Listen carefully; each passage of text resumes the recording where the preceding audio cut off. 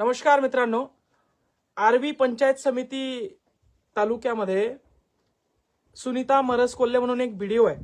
त्यांनी 75 लाख रुपयाचा भ्रष्टाचार केला.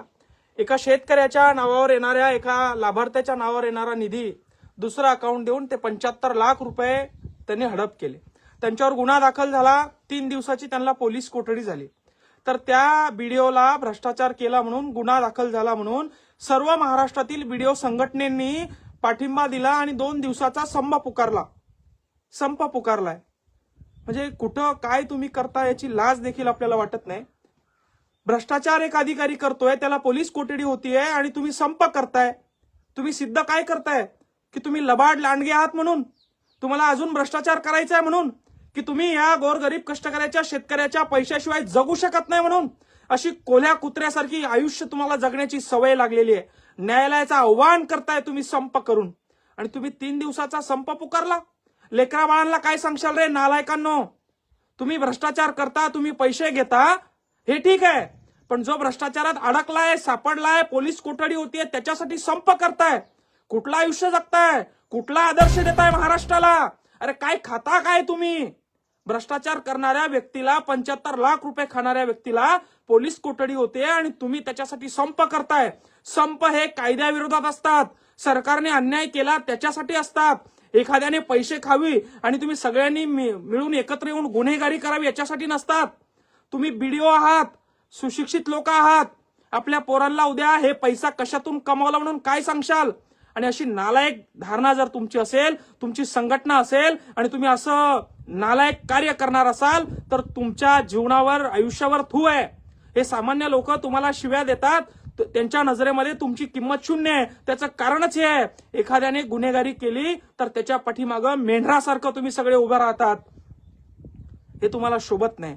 हे तुम्ही सुशिक्षित लोक आहे, संविधानाचा अभ्यास तुम्ही या ठिकाणी केलेला आहे आणि एखाद्याने पैसा खाल्ला, त्याला अटक झाली म्हणून सगळ्यांनी त्याच्यासाठी संप उभारायचा, सरकारवर दबाव आणायचा, हे नालायक कृत्य तुम्ही अधिकारी लोक करताय. म्हणून महाराष्ट्राचा बिहार झालाय. या राजकारणी लोकांनी तर केलाच, पण तुम्ही नोकरदार वर्ग, तुम्ही सुशिक्षित आहे ना, तुम्ही अभ्यास करताना रे, तुम्ही लायब्ररीत बसताना, तुमचे आईबाप कर्ज काढून तुम्हाला शिकवताना, तुम्ही सुद्धा शेतकऱ्याचे पोरं राहताना. मग एखाद्याने मर्डर केला, एखाद्याने खून केला, एखाद्याने बलात्कार केला, त्याच्या समर्थनार्थ पण संप करणार का तुम्ही? नालायक हो, तुम्हाला कळायला पाहिजे संप कधी करतात. आणि एखाद्या फाईलीवर सही करायची म्हटलं की तिथं खूप नखरे करतात तुम्ही. वर्ष फाईली तिथं दाबून ठेवतात तुम्ही. एखाद्या गुन्हेगाराला समर्थन करण्यासाठी तर जागा ठेवा समाजामध्ये. कोणाला समर्थन करतो आहोत, कशासाठी करतो याची तर पाहणी करत जा. आणि तुम्ही अधिकारी लोक शेतकऱ्याकडनं पैसे घेता हे सांगण्याची आता गरज राहिलेली नाहीये. तुमचे सगळं सिस्टम या ठिकाणी उघडं झालंय या मोबाईलमुळं, सोशल मीडियामुळं. आणि म्हणून तुमच्या या कृत्यावर आम्ही तर निंदनीय शोक व्यक्त करतोच आहे, पण तुमच्या बुद्धीची देखील आम्हाला या ठिकाणी कीव येते. त्या गजानन त्या तुपकर साहेबांचा एक मराठवाड्याचा कार्याध्यक्ष गजानन भाऊ म्हणून आहे, पंचायत समिती कार्यालयामध्ये बीडीओंनी संविधान दिवस साजरा केला डॉक्टर बाबासाहेब आंबेडकरांचा म्हणून त्या खुर्चीला हार घातले, तर तो व्हिडिओ तिथं नसताना देखील त्याच्यावर 353 ची कलम टाकली. काय कायद्याचा वापर करताय रे तुम्ही? काय दडपशाही करताय रे तुम्ही? आणि जास्त दिवस चालणार नाही तुमचं.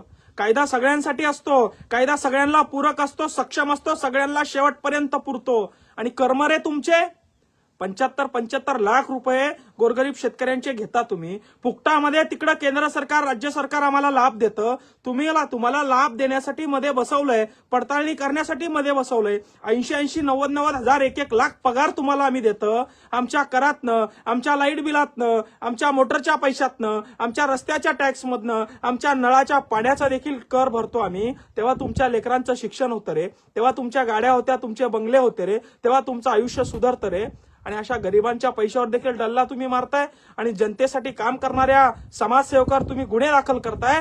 कायद्याचा तुम्ही दुरुपयोग करत आहात आणि एखाद्या दिवशी हा कायदा तुमच्या मुंडक्यावर आल्याशिवाय राहणार नाही, एवढंच या ठिकाणी सांगतो. आणि या कायद्याचा उपयोग आम्ही देखील असाच करू शकतो, हे देखील तुम्ही ध्यानात धरा, एवढंच एक सांगतो. जय जवान, जय किसान.